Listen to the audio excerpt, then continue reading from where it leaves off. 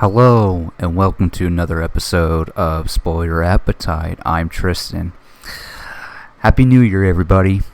It's 2026, and boy, what a great new year so far as we're starting out. I say that sarcastically if you couldn't tell because of world politics.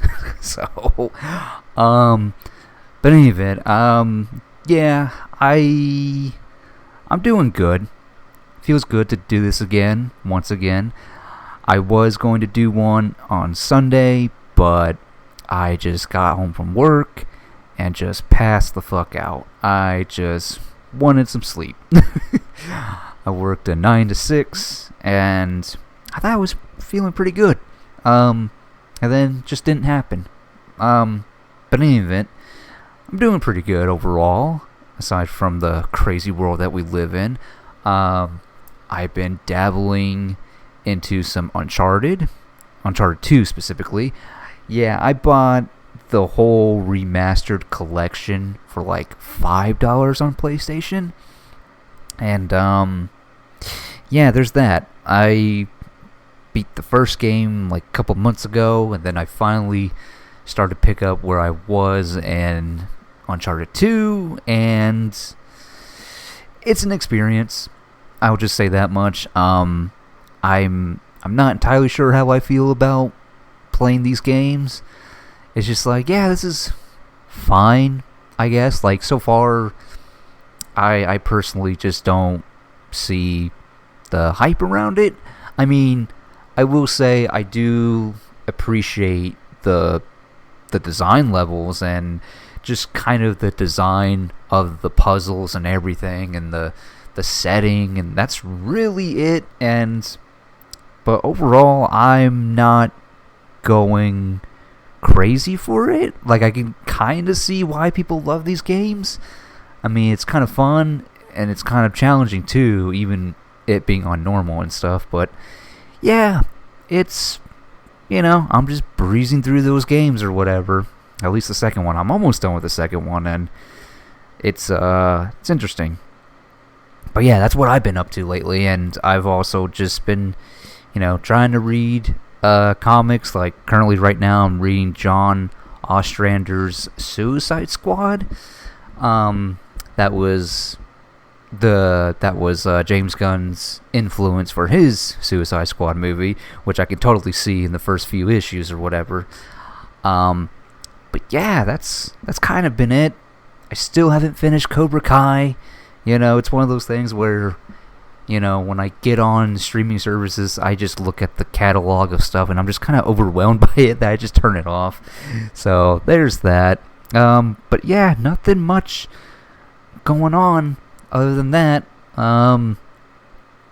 Yeah. But anyways, since it's the new year, yeah, let's just kick it off. I have a couple of topics today. One in particular, as you can tell by the episode title itself. So we will definitely get into my most anticipated movies of 2026. It's going to be really fun talking about that. But at any event, since I've been gone since last time or whatever, specifically today it seems, and yesterday, some news has dropped that I really kind of wanted to talk about, honestly. So yeah, let's just get started with it. Let's just jump right in.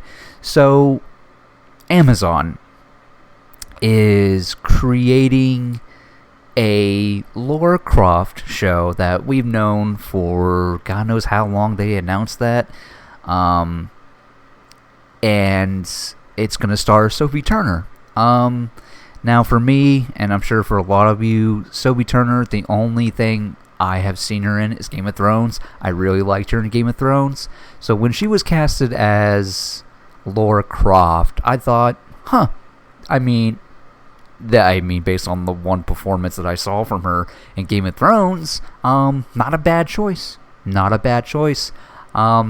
As far as my love for Tomb Raider goes, it doesn't go that deep, honestly. I've only played the I believe it was the 2013 reboot of Tomb Raider, and couldn't really tell you what happens in that game. So I'm just kind of like, yeah, she's it's Tomb Raider. It's another exploring adventure game with supernatural stuff going on. Yeah, so that's my only deep connection. I did watch the Alicia Vikander movie back in, 2018? 2019? Whichever. I really liked it. I really would have loved to have seen more Alicia Vikander as Lara Croft, because I thought she was pretty good. And, it was based off of that 2013 game. But, it didn't make the money, so we're just going to go with the series, and Amazon's going to produce it, and I have no doubt this is going to be a lot of fun. I think it's going to be really good, because so far from what I've seen and from what I've heard from people who have watched Amazon shows, I mean, there really is no loss here, honestly, because, even most recently, I see a lot of people raving about Fallout. I personally just never got into Fallout, because, again, I'm not really a TV person at all. It's just like, I don't get into TV shows, because it's just like, what's the point of watching a TV show if I'm just going to have to wait 2 to 3 years for the next season and just forget about everything in that first season, But, so, anyways, we got our first look at Sophie Turner as Lara Croft, and honestly, all I can say is, yeah, she looks like Lara Croft.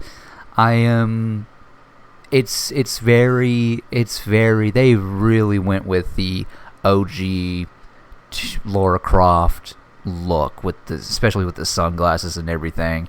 I dig it. I really dig it. I don't see what the problem is. Now, obviously, people who are gonna hate this first look, it's very obvious why, but for me, it's just like, to me, at the end of the day, it's like, okay, I mean, looks like Lara Croft. I don't know what else to say.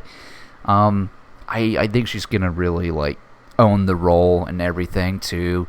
I mean, again, I know nothing about Tomb Raider outside of the 2013 game, which even then, like I said, can't really tell you what happens in that game. I remember playing it, and I remember some supernatural stuff happening, but overall, I got nothing other than, yeah, Sophie Turner as Lara Croft.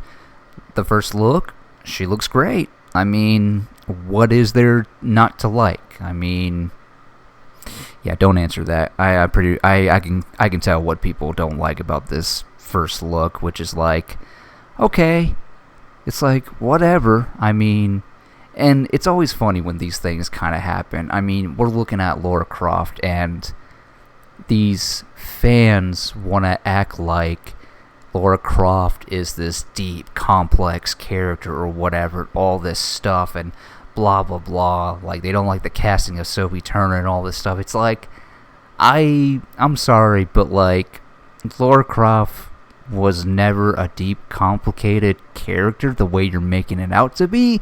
Like, she's essentially like your Nathan Drake and your Indiana Jones. She's just an explorer, just looking for a thing or whatever to stop the bad guys and all this stuff. And yeah, I see no issue with it. And if these low IQ people want to comment and say this looks bad or whatever because it doesn't fit their image of Lara Croft, then I don't know what to tell them. Other than, maybe you need to go see an eye doctor, because it's like, if you think this doesn't look like Lara Croft, I don't know what to fucking tell you. Like, so, but yeah, there's that. So I think, will I tune into the show? Probably not.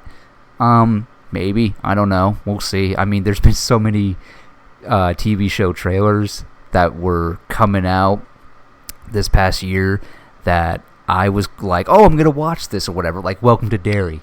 I remember when that first trailer came out, I was like, oh yeah, I'm so in it. Still haven't seen it. Still have not seen it.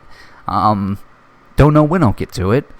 If I can ever just finish all of those shows that I have on my queue to play among my fucking movie watch list that I still have on my letterbox. But still, in any event, Who knows? Maybe I will tune into Amazon's Lara Croft. I don't know. We'll see.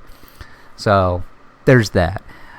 Staying on top of Amazon making video game shows, so we got an official announcement, official casting of who is going to play Kratos in Amazon's God of War series. And that's Ryan Hurst. And for me, when it comes to God of War, I've only I remember playing, I want to say it was God of War 2. I think somebody in my household had God of War 2.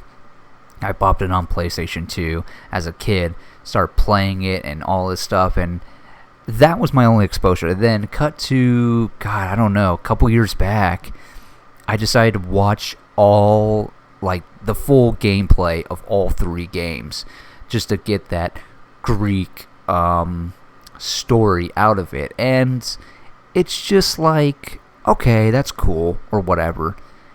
But then you cut to, like, those new games, the newer ones, the God of War and God of War Ragnarok, and man, I'll still come across a clip of the new games, and it's just like, oh yeah, I totally understand why Amazon wants to do a God of War series, specifically based on those, Norse mythology that they're going on.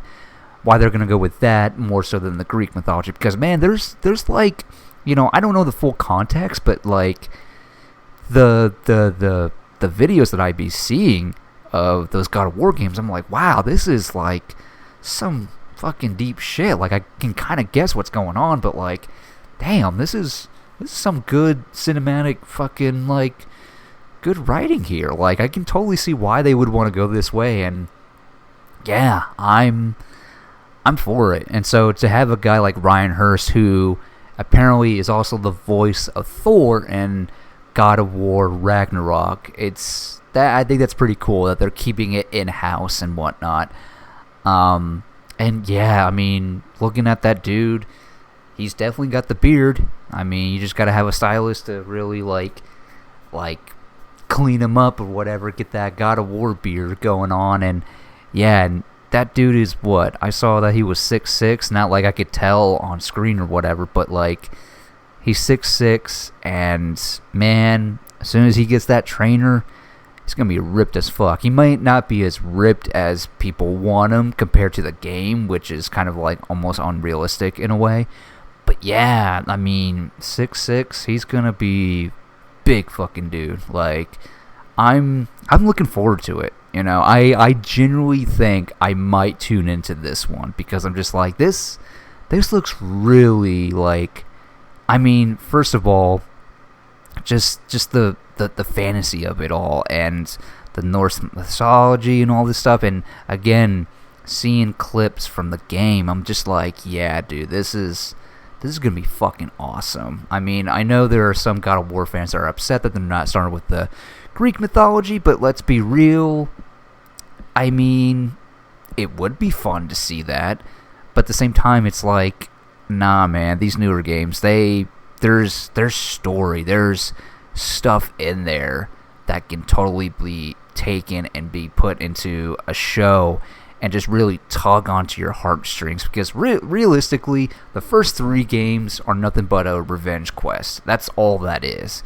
It's just a dude killing all these fucking Greek gods or whatever. Whereas with these new games, at least from the first new game, from my understanding, the plot is that basically Kratos and his son are gonna put the ashes of Kratos' wife somewhere on a mountain or whatever. I think that's what the plot was. And it's just this adventure between father and son, and just like, having to go through certain people and all this stuff just to do this one thing, and the bond between father and son. And really, from what I've heard, is like, it's really them getting to know each other and stuff, and Kratos teaching his son all this stuff. And it's just like, I mean, I know we have so much of this, like, lone wolf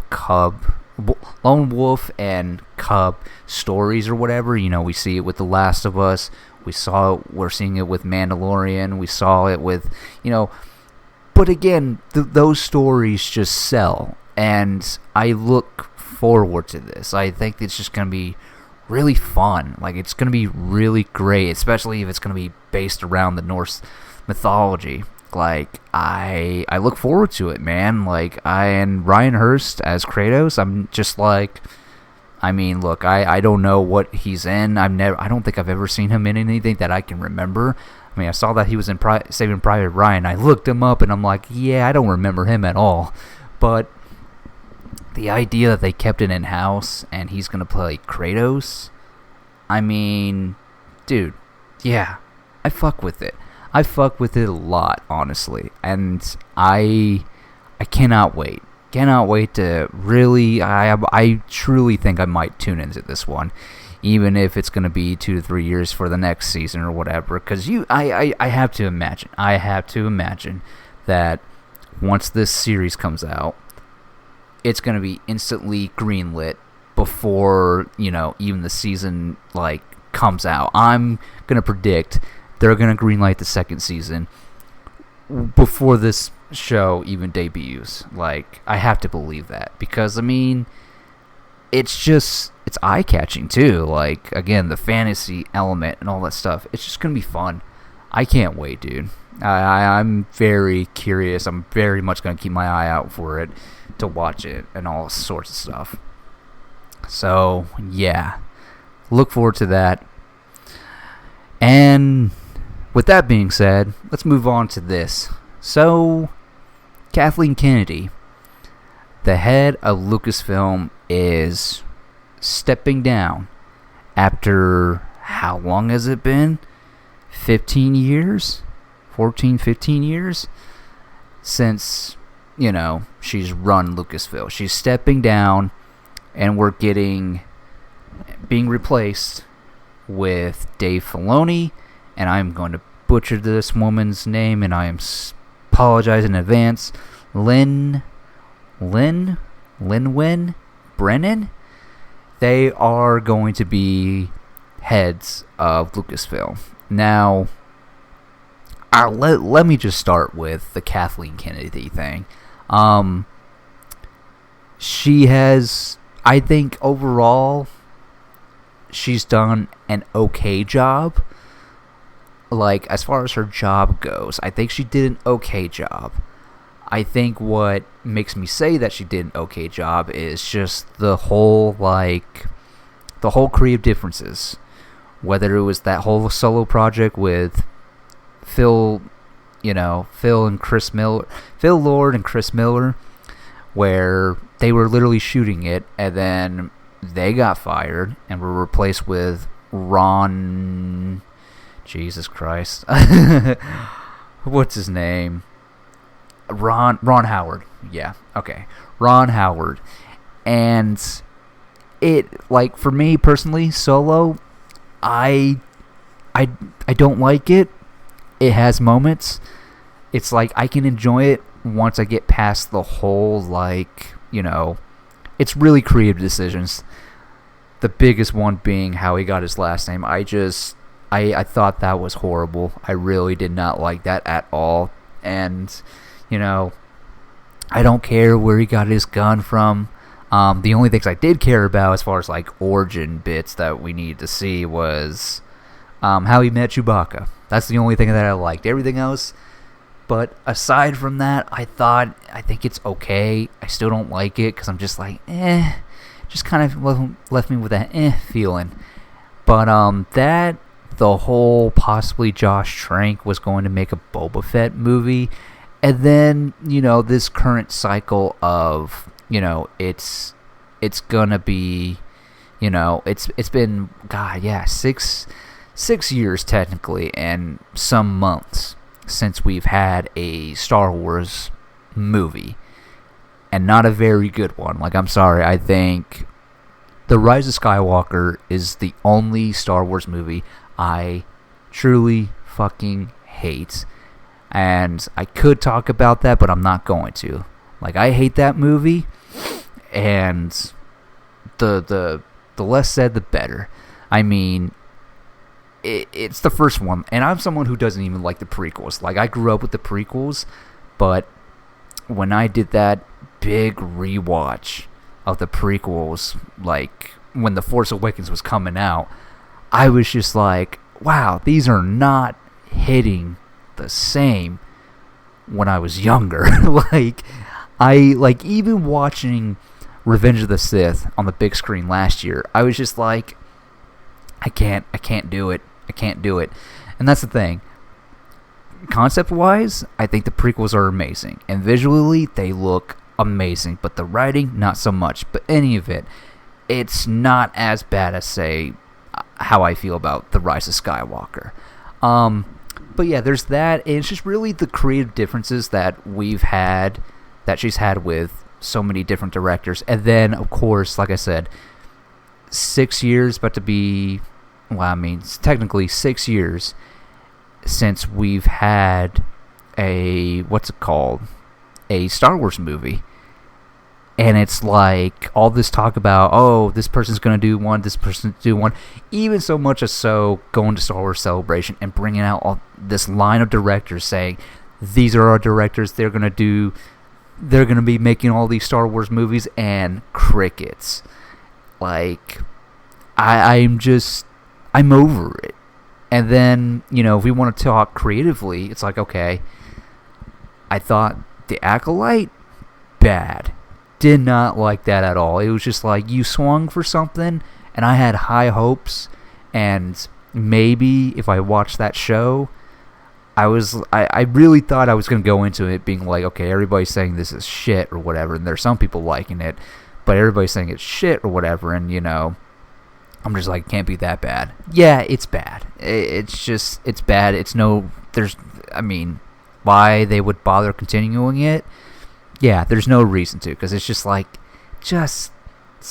again, the concept of it could have worked, but the execution, not all there. Book of Boba Fett, that was garbage.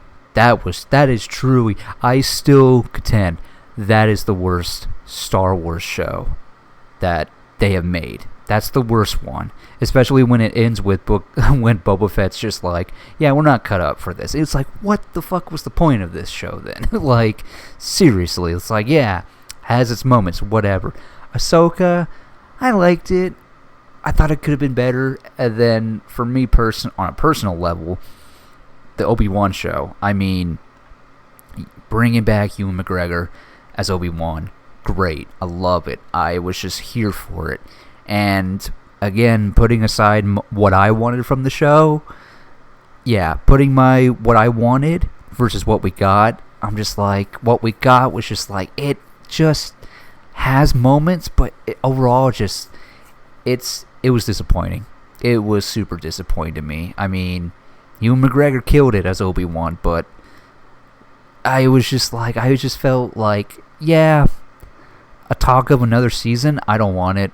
I'm just like, this was the one thing that I wanted to see. Now that I got it, I'm just like, I can't ever justify getting another season. I don't see it. I really don't. I'm just like, I love him in the role. Like, he's my favorite Obi-Wan. No offense to Alec Guinness, rest his soul, but I can't justify it. I really can't. So there's that. There's what else? But there's also stuff that I liked that she's like produced, gotten off the ground. Mandalorian. Yes, the last season, the third season was just a mess for the most of it. But like the other two seasons, great. She got The Force Awakens and The Last Jedi. I'm a Last Jedi defender. I really like that movie. It's not perfect, but I will always fight anybody any day to say that that was the best of the trilogy, because at least it was trying to do something new.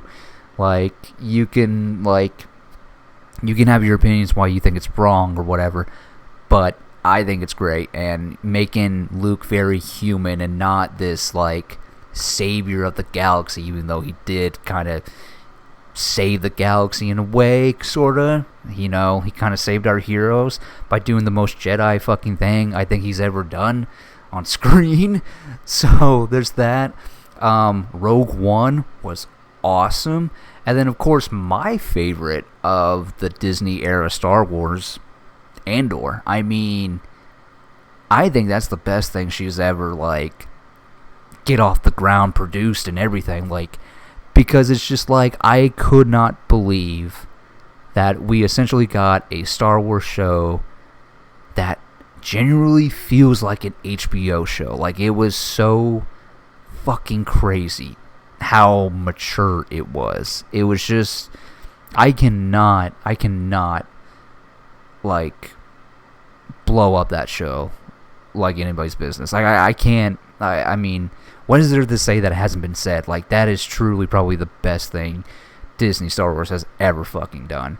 But, yeah, overall, I think Kathleen Kennedy did an okay job. Again, it's just that whole, like, the whole creative differences with the creatives, and then not having a movie until, you know, this year coming in in May with Mandalorian. It's like, really, that's the first movie we're getting? A glorified episode of The Mandalorian? I mean, okay, I'll still be there, because it's just like, I like The Mandalorian, and I like little baby Yoda. I like that, but I'm just, it's whatever. I am definitely looking forward to more of, what's it called? Star Wars Starfighter, with Sean Levy directing and starring Ryan Gosling. I'm curious about it. Granted, don't talk about how it's set after the Rise of Skywalker, because I get shivers just a little bit, get a little bit of PTSD.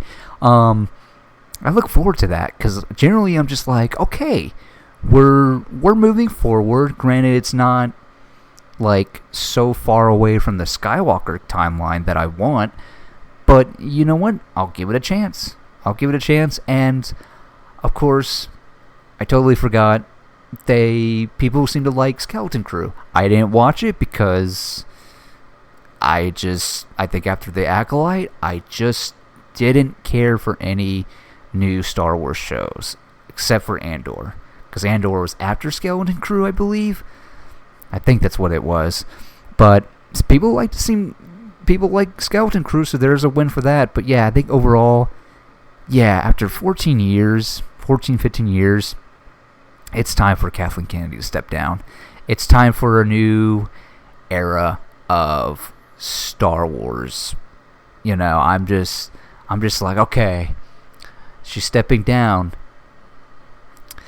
The problem is we're getting George Lucas's protege with Dave Filoni. Granted, he's not alone. Like I said, having Lynn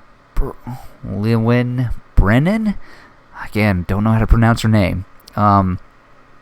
They're co-heads now.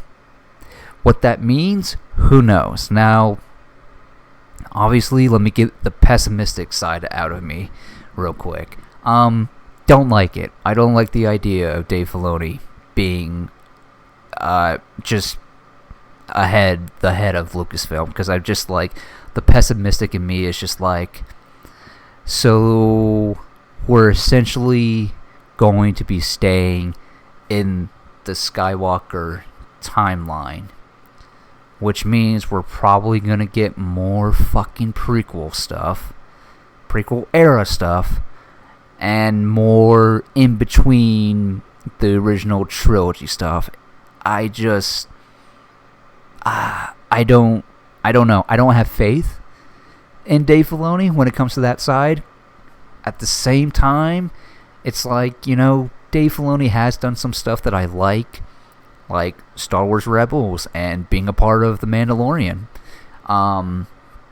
He's done some great stuff, but overall, I wouldn't say I'm a Dave Filoni hater, but I'm just like, I'm sorry, like, I'm over this era. It's like, dude, ever since we got Star Wars back, love it or hate it, with the sequel trilogy, we have just been in this fucking flood of prequel or Empire stuff, or whatever, you know, Empire era. It's like, even with the games, it's just kind of like, you know, looking back, before Disney bought Lucasfilm, there was a time. I mean, you just look at Lucasfilm's like catalog, whether it was with the LucasArts or whatever. You look at all their stuff or whatever, and it was just so diverse with the Star Wars universe. Granted, George Lucas never claimed it was all canon or whatever. It was different types of canon or whatever the hell that they would create. But, there was a group of people that were just like, okay, you know what? Let's go way the fuck back, before the prequels, before everything. The Old Republic, as they called it, all that stuff. It was just like, it's just crazy that it's just like you have this sense of like this little like playground that you can look at and just see that, take some inspiration from it, and I don't know, do some Old Republic stuff. Not necessarily adapt those games and those storylines or whatever, but like tell stories within that era. I know we were kind of close with it, with the Acolyte, and that was regarded at that time as the what was it, High Republic? I guess that's what they call it. There's High Republic and then there's the Old Republic. Kind of got close to it, and then just kind of I have to believe, because of how bad the Acolyte was, they're just going to look at that and just say, oh, nobody's interested in that. That's their reason. That's why they don't want to do High Republic and Old Republic stuff. And it's just like, don't have that thinking. You just had a bad show. And that's fine. And it's okay. Like, nothing is ever going to be sacred and perfect, That's the thing about art. It's never going to be perfect. Because it's subjective at the end of the day. And I just don't see Dave Filoni having that mindset, especially if he was especially when he's the protege he's George Lucas's protege. So, but it's really hard to be optimistic about him being the head of Lucasfilm, honestly. It's really hard, because it's just like, for me personally, I don't know how many other fans feel this way, but it's just like, for me personally, I am, like I said, we've been in this timeline. It's about to be 11 years. We've been in this fucking era, this Skywalker era, for almost 11 years now. It's been a decade.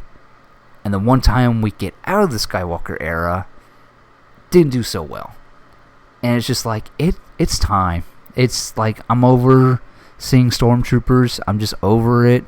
I mean, I'll still go check it out, but it's just like, overall, it's just like, it's hard to get invested into Star Wars these days, because it's just like, we gotta move on from the Skywalker era. Like, it's done.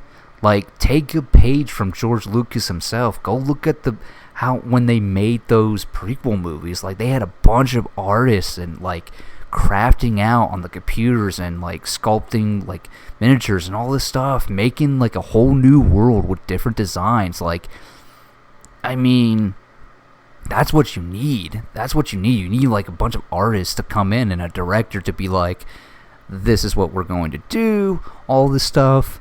Make the first movie, see how that does and see how well it does, how it connects with fans. If there's enough draw, continue with it. But we just need more of a push of getting out of the Skywalker era. We need more project that just goes before or way after the Skywalker era. And I'm hoping with Lynn Brennan being there, maybe she'll have an input on that. Maybe she'll be the one, talking with Dave Filoni, being like, maybe we should start having other projects that aren't within the prequel era and the Empire era. Like, that's what I hope, man. I mean, that's the optimist in me. I mean, that's my only way. But hey, who knows? Maybe Dave Filoni will come around and say, you know what? Why don't we tell stories in the Old Republic or the High Republic or beyond the Skywalkers?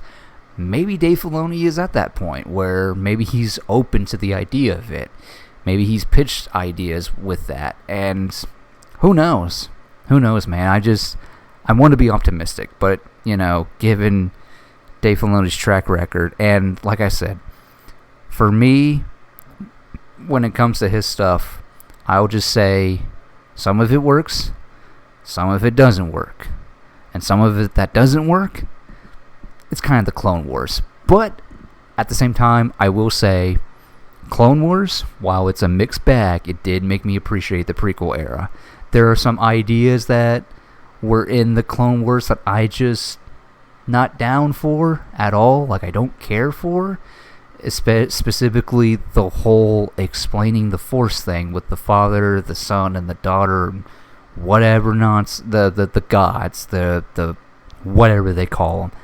I don't care for that. Can we stop trying to explain the Force? Like, we really need to stop explaining it. Just let it be what Yoda said in The Empire Strikes Back. Just let it be that. We don't need a fucking explanation in it. We don't need midichlorians. We don't need any of that. Just let it be as it is. Just tell the story. Like, we don't need lore stuff. Like, I don't care for fucking lore. I really fucking don't. But any of it, with Kathleen Kennedy leaving, she's got a exit interview on Deadline, and I thought I would talk about certain quotes and things that I saw headlines on my socials or whatever, and I literally had to go to the interview, and I just want to talk about some of this stuff. So,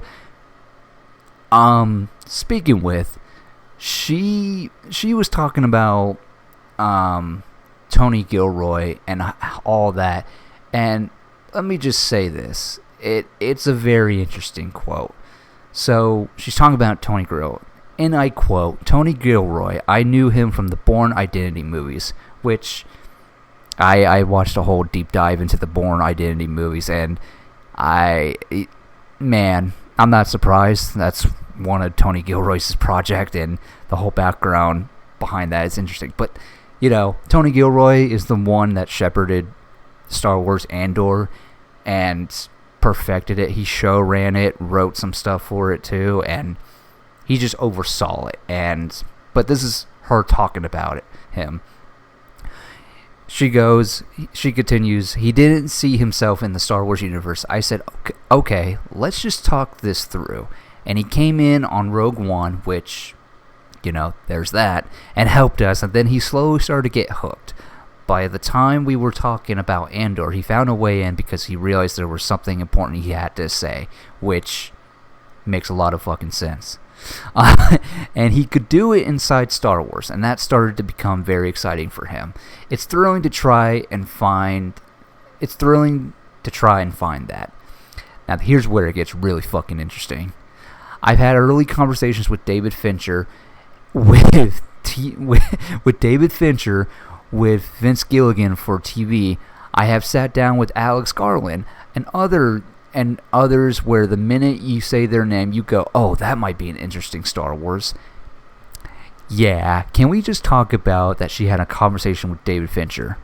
A David Fincher Star Wars movie would be fucking something. It would be almost on the same level as Tony Gilroy doing Star Wars Andor. And then talking to Vince Gilligan, the guy that created Breaking Bad and his new show this year, Pluribus. And then the most shocking name that she dropped was Alex Garland. I mean, yeah, give me fucking an Alex Garland fucking Star Wars movie, written or directed or both. Give me that, because that would mean, that's kind of more of stories like an Andor. Because my God, if you've seen his movie Civil War, fucking crazy. I mean, Alex Garland is definitely a name that I always follow. I mean, just last year, he co-directed and wrote fucking Warfare, one of my favorite movies of last year. Fucking a haunting movie. I mean, an Alex Garland Star Wars movie would kick so much fucking ass. Like, it's crazy. It's crazy. I mean, I don't know what to say. But her talking about that is just dropping those names. I'm just like, holy fuck, dude. Like, if that all went through, man, we could have had some interesting fucking Star Wars shows. But I think that kind of opens the door. That I don't know. I mean, I hope the door is still open, and I guess it really does come down to them, and it's going to come down to Dave Filoni and Lin Brennan. If they somehow find a way to get those guys into Star Wars, specifically make a Star Wars that's outside the Skywalker era, like, let them play with whatever the fuck they want to do. Like, I mean, if these guys are like Star Wars fans, I imagine they would probably want to play in the sandbox of the original trilogy or the prequel era. But I would fuck with it. I would fuck with it so hard. I know I just said I don't want any more prequel and original Empire era stuff. But those guys, fuck it, I'm down. I know those names. I'd be fucking down for it. I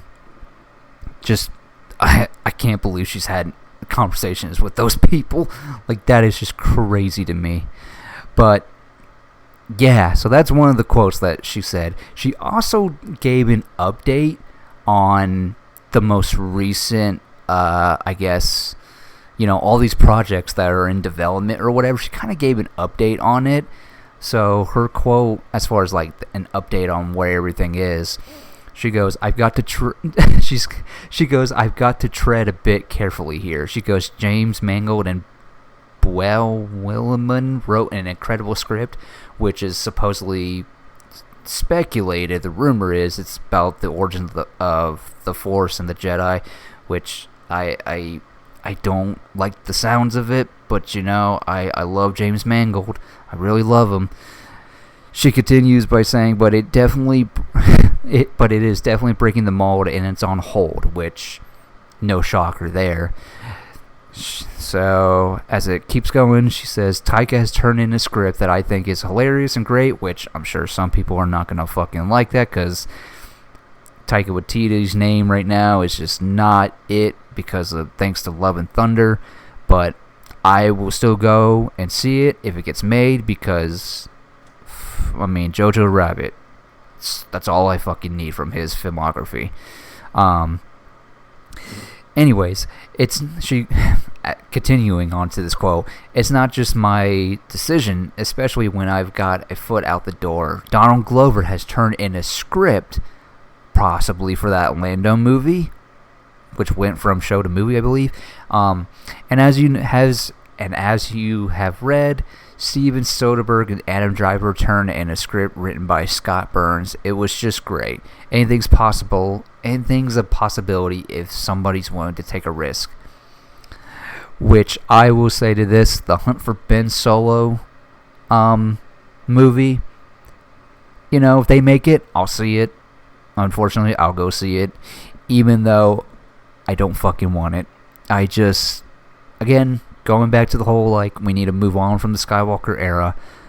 But at the same time, I will still go see it if it happens. If, like she says, it's a possibility if anybody's willing to take a risk. I'll go see it because Steven Soderbergh, that's, again, a name I just wouldn't expect her to, like, it was already crazy when that fucking whole story, interview that came out from Adam Driver, that I just couldn't fucking believe that Steven Soderbergh, really, of all fucking people, taking a crack at that. Okay, sure, why the fuck not? So, I think it's pretty interesting. Another project that nobody seems to be really talking about is that Simon Kinberg is supposedly making a new trilogy after the sequel trilogy, which, again, deadline goes, how goes the project that Simon Kinberg is writing and producing? Now, for those that don't know, Simon Kinberg is the producer that produced most of the recent Fox X-Men movies. he's kind of the guy that produced all those movies and stuff. He even went as far as to write and direct that probably, I want to say, as far as X-Men movies go, he probably made the worst fucking one of the Fox era X-Men movie with Dark Phoenix. I mean, fuck, that movie was just that he shouldn't have done any of that, like, honestly. But yeah, anyways, so he's writing a new trilogy. I'm glad he's just writing, because he's a good writer, but just don't have him directing. But anyways, so she was asked that, and she goes, he's working right now. He wrote something that we read in August, this past August, and it was very good, but not there, which it's pretty cool that she kind of just admits that it's not there yet. She goes, we pretty much up into the story, then spent a great deal of time on the treatment, which he finished literally about 4 weeks ago. And it's a very detailed treatment, like 70 pages. And so he is expected to give us something in March, which, who knows if that's going to go through. Like I said, all these fucking projects and these creatives, man, just, when it comes to Star Wars, they just, there is something to be said that, okay, they don't want to just, like, over schedule Star Wars movies 1 year after the other or whatever. Don't want to make it like the comic book genre or whatever, like have 2 or 3 Star Wars movies a year or whatever. That's fine, but again,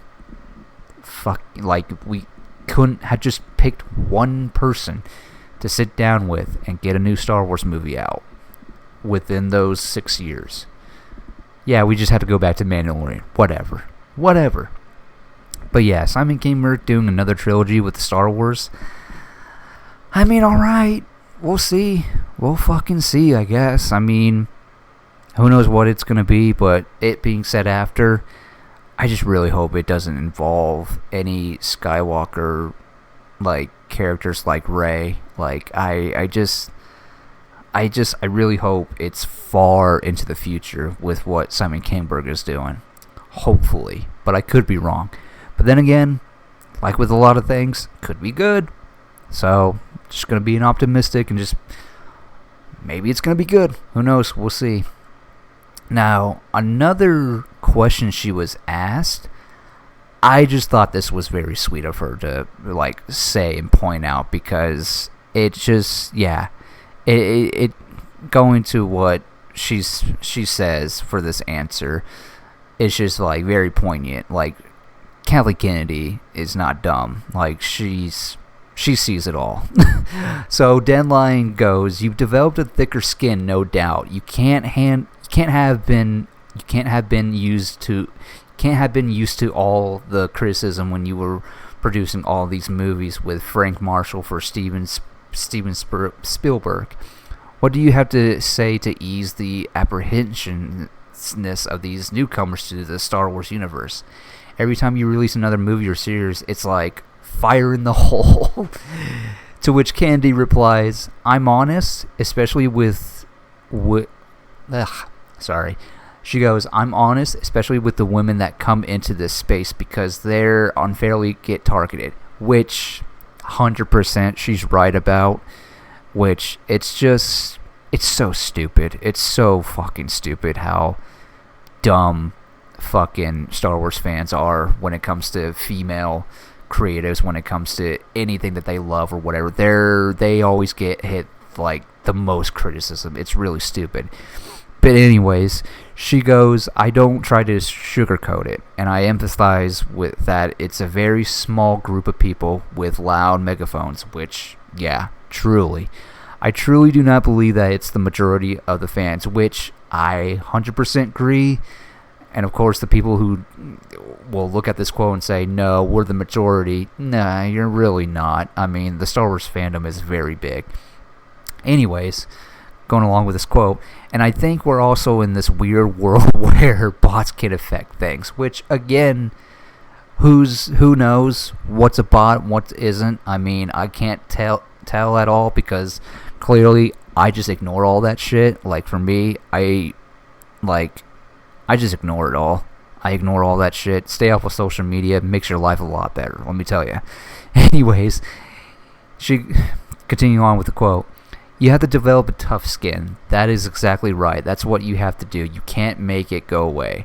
All we can do is put our heads down and do the work and believe that we're doing the best we can. Telling the best story we can, and if somebody gets really nervous about it and doesn't want to do it, I say then don't do it, because I can't tell you this won't happen. Which, I love that. I love that so much, and why, I may think that she didn't do the greatest job with handling Lucasfilm, but man, that is such a fucking real answer. I mean, it's just terrible. I mean, when it comes to being a creative, like, for fans who make, like, YouTube stuff or whatever, it's so easy to just do a thing and be done with it. Whereas if you're working in the Hollywood industry and you get to work on a big fucking IP thing, everybody's going to see that because it gets distributed, your name's out there, all that stuff. And then, because we have this attachment to social media, we're going to want to see what do people think of my art or whatever. And that's the thing, as an artist, you should never fucking look at how it's received. You shouldn't do it. Like, you really shouldn't go online to see what people's takes are, because some people that give their takes out there is just like one of the most low IQ, bottom of the fucking barrel opinions you'll ever fucking see. Like, sometimes you just see an opinion and you're just like, wow, I can't believe somebody fucking said that. What a fucking idiot. Like, it's just like, there's no such thing. Like, it's very hard to find fair criticism. And I try to do that. Like, for me, when it comes to, having opinions about certain things, I try to look for the good and the bad. Like, and sometimes I can't find good in the bad, and I just don't like it. But at the end of the day, I don't take it personal, and that's the problem. People that want to give their, like, criticisms or whatever, they fucking take it super fucking personal. Like, they made this movie against you or some shit like that. It's just like, at the end of the day, they can't have that mindset of like, it's just a movie, moving the fuck on, getting on with their life. Like, that's the problem with fandom, man. Like, we're just in this fucking constant state of like, this is garbage, this is garbage, this is garbage. You don't see a lot of people gravitating towards the things that they love. And when it is gravitate towards the things they love, it's always sticking to the man and the company or whatever. And sometimes the man is pretty shitty. Well, I mean, for the most part. But at the same time, when a win is a win, you should always acknowledge that. And for women coming into Star Wars, it is kind of just like, it's fucking shitty. Like, Acolyte, for example. Thought it was bad, thought it was terrible. But you're not going to convince me that Leslie Headland is a bad, like, creator. I mean, sure, you can put on you can do the whole Rian Johnson thing, like a lot of people do with Rian Johnson. Oh, Rian Johnson, he's a good filmmaker or whatever. He's just a bad Star Wars filmmaker. It's just like, wow, that's a really dumb way of thinking, man. Like, it's just like, really? So, if it's not an IP-based thing, he's a good filmmaker.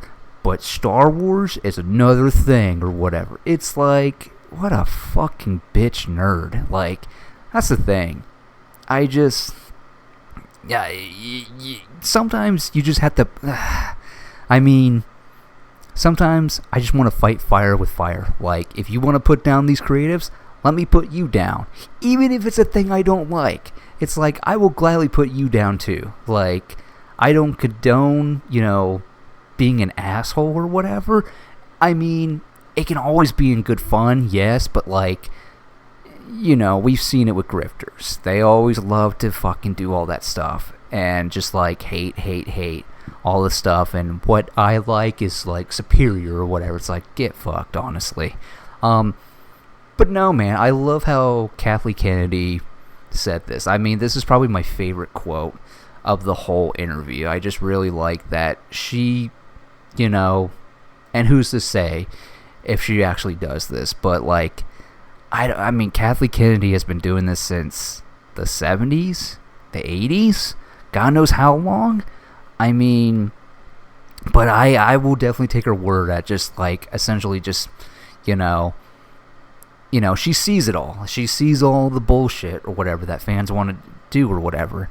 But I like how she kind of comforts those that come into this space or whatever, whether it's like Star Wars or not. It's just like, I just love that quote, man. I think it's like, yeah, I mean, if that's how she's kind of treated the whole process of it, great. I mean, because yeah, Star Wars is something else. And when it comes to fans, when it comes to certain fans, it's like fucking crazy, dude. Like, it's just ridiculous. So much so that it makes you not want to be a Star Wars fan anymore, which I'm pretty sure all these like smaller people with, like she said, with megaphones probably want. Like, people like me who like some of the new stuff, they probably want people like me to go away from the Star Wars fandom or whatever, because I like the Disney stuff. It's just like, can't help liking what I like, man. Even if it's The Last Jedi. Like, I'll never not love The Last Jedi. I mean, I don't know if love is the right word, but still, something like Andor, you're never going to convince me that's bad Star Wars. You're never going to convince me, bro. Like, I'm sorry. Like, you can definitely just take whatever you want from... You can do all these little nitpicks. I just don't care. I mean, and even then, like I said, I'm always fair. I do think there are some things within the Disney era that I just don't think are good. But still, I'm not going to harp on it all the fucking time like you see with these fucking idiots. But yeah, I definitely would encourage, as long as you're level-headed and not a Kathleen Kennedy obsession hater or whatever, definitely give that interview a check out. I mean, it's really good. I really like her approach to these answers and stuff like that. And again, just talking about the creatives that she's talked to and giving updates and all this stuff. I mean, I wish her the best in retirement and everything. I don't know if she's going to retire from producing as a whole, or she's just retiring from the Lucasfilm thing. It's probably the Lucasfilm thing, because, I mean, that was probably a lot for her. I mean, still. But yeah, man, that's it. I mean, that's all I kind of wanted to talk about with the Kathleen Kennedy thing. Alright, let's talk about the main topic for today's episode, show, whatever you want to call it. Since we're in the new year, I decided to throw my hat in there and talk about my most anticipated movies of the year. I mean, 2026 is so fucking stacked of things. It's just crazy how much shit there is. It's just, I mean, I literally went on IMDb and looked at all the things that were coming out this year, and it was just like, there's a lot. I mean, granted, my list, and I'm sure for a lot of you all, it's gonna be a big, like, all the big movies coming out this year. It's just gonna be insanity. Like, it truly is gonna be insane. So I thought I'd give my list. I only have 9. I don't have that. I don't have 10. I know I'm on an odd number, but still. I have 9, and I just thought I'd go down that list. I'm starting at the bottom. I did rank these, if you can believe it. But yeah. So, starting with number 9, the live-action Moana. I don't care what anybody says. I don't care that most people have a hate boner anytime Disney does a live-action version of their Disney movies. I don't care, because at the end of the day, it's their fucking movie. They can do whatever they want. And I like Moana. I really do. Not so much the second one, even though I thought the second one was okay. But man, that first one, I wasn't expected to be, feel the feels with the live action, the animated version of Moana. I really like it. I think it's gonna be really interesting to see The Rock playing live action Maui. I personally kinda wish they went with an unknown. But at the same time, it's The Rock. Of course you're gonna get him as Maui in the live action one. It's gonna be interesting. I saw the set photos. They put him in some sort of suit, which is gonna be interesting. But yeah, I'm excited for it. And that trailer, I was just like, all right. First of all, I love the landscapes that they've done, like just the setting and the very fantasy-like kind of vibe for it. I'm here for it. I really like it. I can't deny when a trailer works. For me, it works, man. And yeah, I like Moana in general, and again, that first look, I'm just like, all right, I'm in. I'm totally fucking in. So, live action Moana is my number 9. At number 8, I'm going with Robert Eggers' Werewolf. From the guy that brought you Nosferatu, The Lighthouse, The Northman. He's going from vampires to fucking werewolves, and it's starring Aaron Taylor Johnson. I saw one set photo and I was like, I don't know what's going on, but I'm fucking here for it. And based off his last movie, I fucked with Nosferatu. I really did. Even though the ending is just like, really, he was getting all that pussy, and he was so into it that he forgot to check the sun coming up. Like, fucking wild way to end the movie, but okay. Yeah. But overall, Nosferatu, like, the way that he's got, like, the way he films movies, and the way the setting and the tone and everything, and just, oh my god, like, his movies are something else. I don't know who his cinematographer is, but they just know how to shoot his movies well. And the setting, man, like, I can't imagine, the setting from Nosferatu alone is just like, bro, I can't wait. And I look forward to this, man. I like the casting. I think Lily Depp Rose is in it too. I could be wrong, but yeah, I'm looking forward to it. Really, anything Robert Eggers does is just like, all right, you got me curious now. So yeah, that's number 8. At number 7, the live action, the DC movie. One of the 2 DC movies I'm looking forward to this year. Clayface. Man, I'm for it. I'm down for it. In the beginning, I was just kind of like, when I heard, first of all, the fact that we're even getting a Clayface movie is interesting, because it's just like, okay, going, I didn't know this, and it's a shame I don't, because I'm a DC fan more so than a Marvel fan, but like, there's multiple Clayfaces, and I only found that out because of a coworker of mine mentioned that to me, and it's one of his favorite villain characters for Batman. But I'm truly invested in this movie because of the fact that it's being written by Mike fucking Flanagan, dude.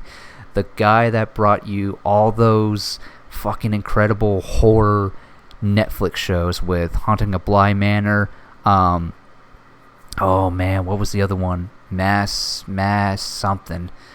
It's on the tip of my tongue. You know what? Let me Google it real quick, because like I just gotta say, if you haven't seen anything from Mike Flanagan, Dr. Sleep, when he made Dr. Sleep, just fucking crazy.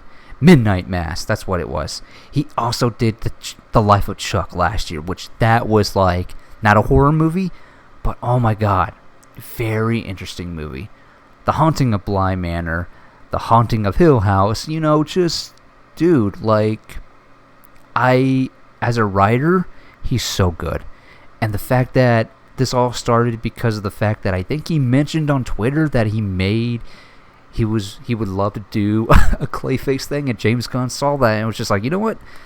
Send us what you got. And, man, I saw an interview with Mike Flanagan, and he was asked, is your script influenced by that episode of Batman the Animated Series? He's like, oh yeah, 100%. 100%. And I'm like, oh, fuck yeah. Dude, I can't wait. I'm drawing a blank on who's directing, but, like, look, as long as you got Mike Flanagan as the writer, all bets are off. I don't care. I'm in it. And especially because it's just like, it's the character of Clayface, and I think they're going with Basil Carlo, I believe, the actor.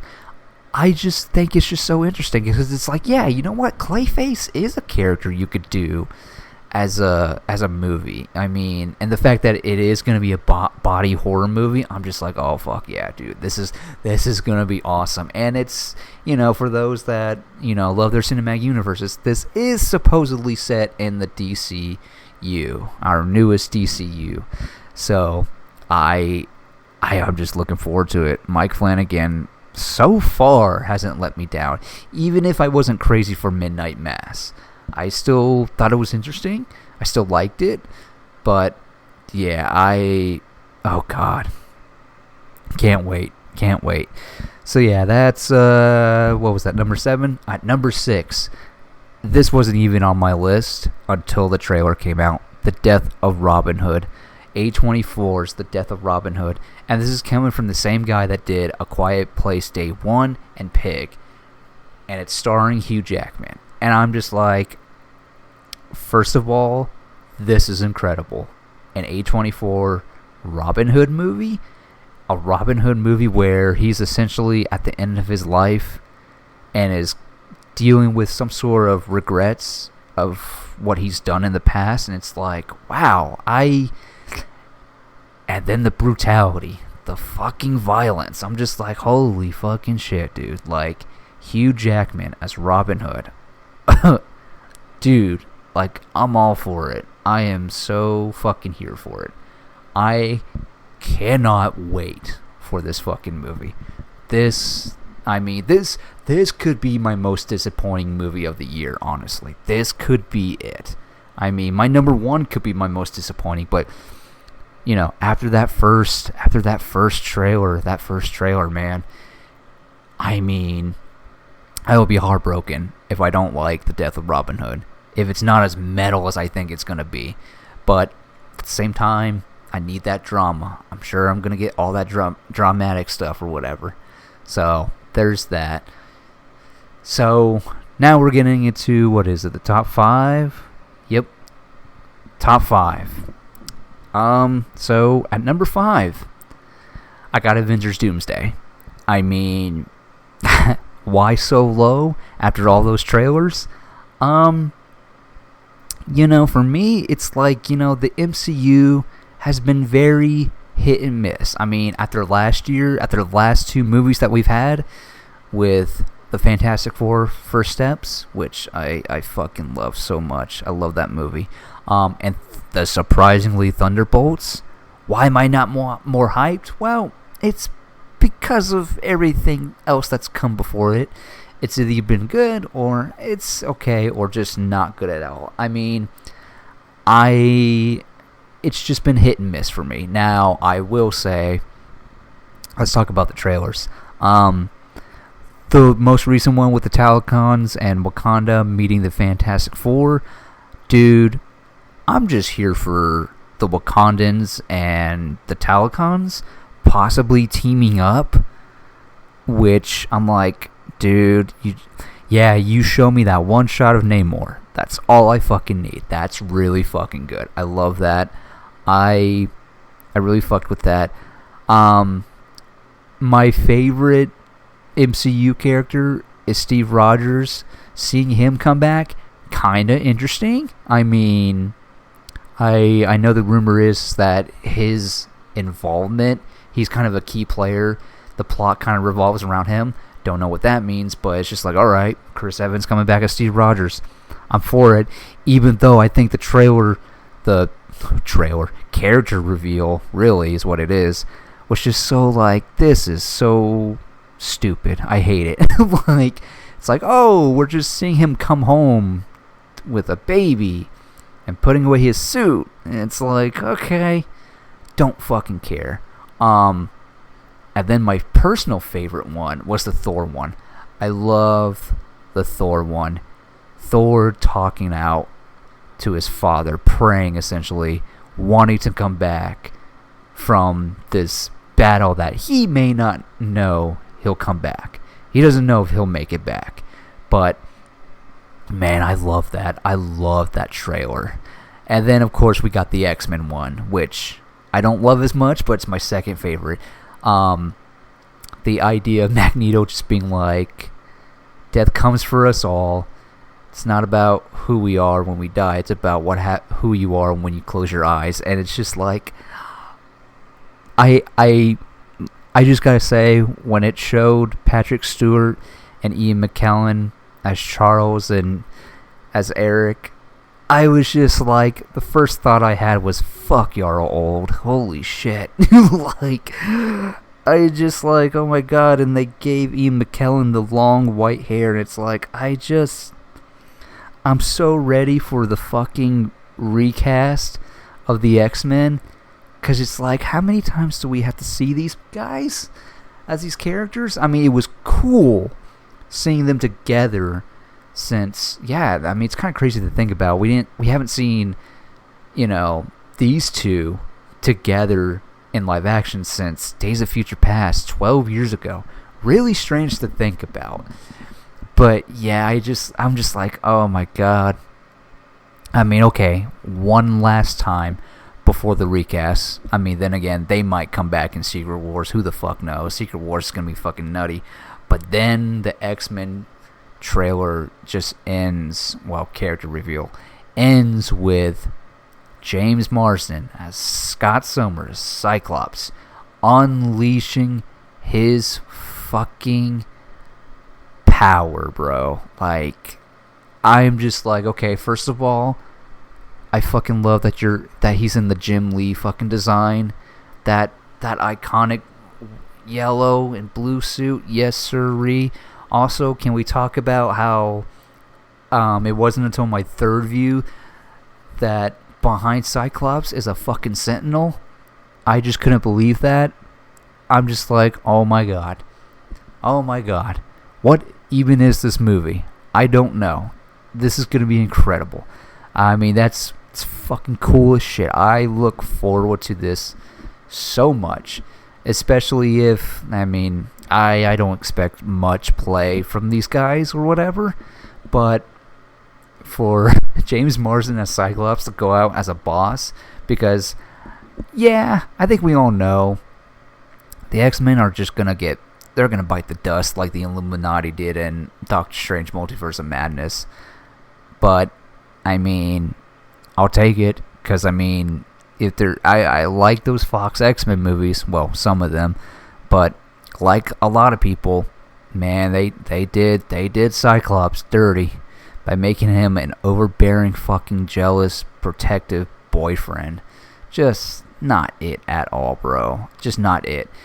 But yeah, that's number 5, and realistically, it's just because of the fact that, again, I'm still feeling the effects of this hit and miss with the MCU. I mean, some things, I mean, me abandoning most of those shows, like, I haven't really watched anything after. I mean, I watched a little bit of She-Hulk, and of course, I mean, I did come back I had to watch Daredevil Born Again, because overall, Daredevil is my favorite Marvel character. Had to come back for that. And it was solid. I mean, not great, but I'm just glad it wasn't the fucking dumpster fire that I was scared that it was going to be, because of the whole switching it up or whatever all that stuff. But yeah, I've just been feeling, after Endgame, it's just been very much a mixed bag for me. And it's kind of why I mostly stick with with the movies more so than the shows. But yeah, that's why it's at number 5. I mean, so that's just me. At number 4, Supergirl. Gotta go with Supergirl. I mean, that first trailer, I liked it. I liked it a lot. I recognized a lot of things, and seeing the new things that they've done, like I said, the only thing I didn't like, and it's really just a nitpick, I don't dig the design of Krim of the Yellow Hills. Don't dig it, but like I said a couple episodes back, at the end of the day, Krim of the Yellow Hills is not in the book that this movie's going to be based off of. Supergirl Woman of Tomorrow, Tom King, he's not in it much in the comic. So, plus, it's an adaptation.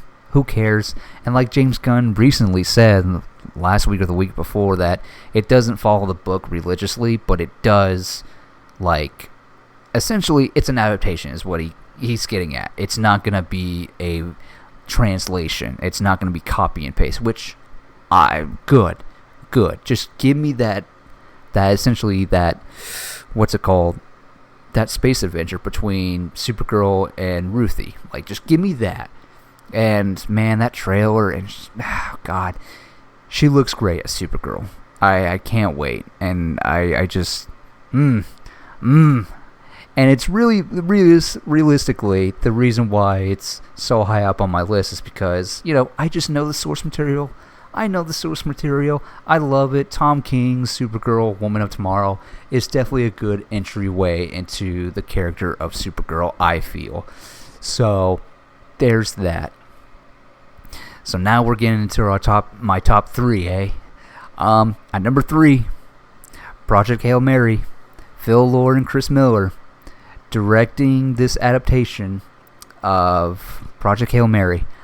I did the thing where I don't normally do, which is I did the Audible book for Project Hail Mary before this movie ever came out, and knowing the book, I think it just bumped up my excitement even more, my more anticipation, honestly, for this movie. I just think that, okay, after reading the book, it makes so much sense why Ryan Gosling is the lead. It makes so much fucking sense to me. It's yep, he is definitely who he is in the book. It just makes sense. And yeah, I'm very curious to see how they do this. Hearing the Audible makes me think, I feel like I have an idea of what's going to stay and what's going to change. If there's one thing, like with Supergirl, I hope they do keep a certain thing. With Project Hail Mary, I really hope they keep the ending, because it's such an adorable full circle moment. It is so great, and I really hope the ending is like it is in the book. That's my one thing. If not, okay, fine. I won't hold the movie against it. But still, my God, I fucking look forward to this fucking Project Hail Mary movie, because it could be the most fun and scary sci-fi movie of the 2020s. I look forward to it, man. And plus, again, it's space. Who doesn't love space? So, but yeah, alright. My number 2. We had a trailer this past month as well for this movie. Christopher Nolan's The Odyssey. Man, when I tell you, first of all, that poster, I think I saw the poster first, with the back of the helmet with that, it's a spine, right? It's a fucking spine, right? That's holding that helmet together or whatever. Dude, fucking awesome poster. A poster that I'm probably gonna get on display. But man, seeing that trailer, it's more of a teaser, but man, I'm just like, fuck yeah, dude. Like, I'm so ready for this. Like, it's been since, I want to say high school. I want to say since freshman year of high school, since I've read The Odyssey. And I think since freshman year of high school, if not sophomore year of high school. I'm drawing a blank on it. All I remember is it's an epic fantasy, and my god, seeing this trailer, it's like, oh yeah, you can totally tell this is a Christopher fucking Nolan movie because of how fucking deadly serious it is and how fucking metal it looks. Like, it, and just the cinematography and everything, dude, it's like, holy fuck, this is amazing. I cannot fucking wait. And again, boo-hoo to all the fucking people that are like, it's not historically accurate. Like, who fucking cares? It looks metal as shit, and I'm pretty sure that was the intention. Like, they just wanted it to look fucking awesome, and my god, it looks fucking awesome. Like, it's literally, what's his name? One of the Safdie brothers is in this. And he's the dude with the fucking helmet with the spine on the back of the helmet. And, dude, I love how everybody's just like, oh my god, fucking Batman over here. It's like, yes, dude. Why does this feel like fucking Batman? Like, dude, he just that shot of him, too. It's just like, there's just this presence, man. There's this presence that he just brings just in that one shot. And I'm just like, bro, I mean, historically accurate or not, how is anybody looking at this being like, looks mid? Like, what are you talking about, bro? Like, does this not make you want to go, girl, let's fucking go, let's get in a mosh pit? Like, dude, come on. Can't convince me this doesn't look metal as fuck. Yeah, man, movie could suck, but man, Christopher Nolan, he's only really let me down once. And that was Tenet. I mean, Tenet was just so But at the end of the day, I'll still show up for Christopher Nolan because, hey, the movie afterwards, Oppenheimer, man, that was a damn good drama, man. Like, I was surprised. Like, Oppenheimer really was a drama, like a heavy drama that yeah. And the fact that he's doing The Odyssey, I may or may not do an Audible with The Odyssey.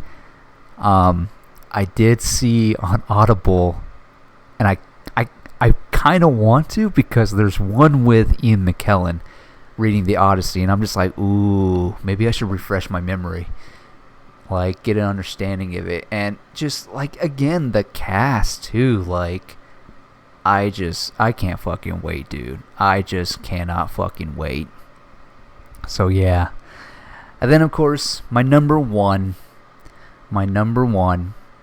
anybody that knows me, it's Denis Villeneuve's Dune 3. Essentially, Dune Messiah. I mean, it's probably going to be called Dune 3, which, totally get it. But, yeah, man, I fuck with those Denis Villeneuve Dune movies a lot. I mean, they are clearly the best adaptations of Dune. I mean, the changes he's made makes total fucking sense, because if you do your YouTubes and compare his movies to the book, it's like, yeah, there's significant changes, but it's made for good movies, and it still feels like it still gets the point of Dune and the story, and the fact that, yeah, they're gonna they have finished filming since last July or August, I can't remember. They finished filming last year, and knowing what I know of Dune Messiah, I mean, if you read Dune Messiah, I mean, dude, like, shit's gonna go down. Shit will go down. I mean, but then again, like with the Dune movies, there could be changes. Who knows what this story is, but I have to imagine the theme of this one will very much be in line with the book and Paul Atreides' character. Like, I have to believe he's going to follow that arc with Paul Atreides in this one. Like, I have to believe. Because, I mean, that's the whole crux of Messiah, honestly. It's just like, bro. And, again, I love Dune Messiah. I just love how essentially that book was written to basically tell the people who didn't understand Paul's character in the first book that, yeah, Paul is not who you guys are making him out to be and all of this stuff. Because, like, yeah, I look forward to see how Denis Villeneuve is going to approach this. Like, because, let's just say Dune Messiah, not a nice book. Not nice. That's all I'm gonna say. I mean, just you wait. If he goes the way that I think they're gonna go with Paul Atreides, which again, I think, as someone who's read Dune, looking at that last movie, and how even Shawnee is looking at Paul at the end of that movie, it's like, yeah, they're gonna fucking go there. They are gonna go there in the next movie, bro. And I'm just like, oh, this is gonna be something. Like, man, just you wait. I mean, I already have the first two on 4K. Shit, I might just get rid of that, and then, when they put the whole trilogy in one 4K box, I might just grab that. But so far, I got the first two on 4K. I'm just like, man, bring it. But yeah, this is really the one that could really disappoint me. Because, yeah, dude, like, I'm so fucking stoked for it. So yeah, those are my top 9 most anticipated movies of the year. And who knows what my top 10 is going to look like at the end of the year. I mean, there's going to be probably some movies that I see, the smaller movies that I see, that are going to make that top 10 and just really surprise me, But yeah, man, as far as, like, recognize, like, movies, like, dude, 2026, God, man, I really hope it delivers. I really do, because I'm going to be bummed as fuck if it doesn't. Like, if these 9 movies don't hit, man, what a shame. What a shame it'll be. But yeah. So that is Spoil Your Appetite for this week. Thank you for listening again. Come back next time, whichever. Hopefully some nuggets will drop. Some good, interesting news will drop that I can just, like, dive in and talk again. But in the meantime, hopefully you all have a good rest of the week. I'm Tristan, and you've just been spoiled.